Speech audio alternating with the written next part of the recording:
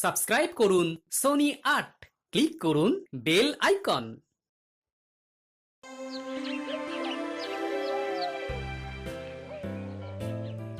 গোপালের স্বভাব আর বদলালো না মহারাজ।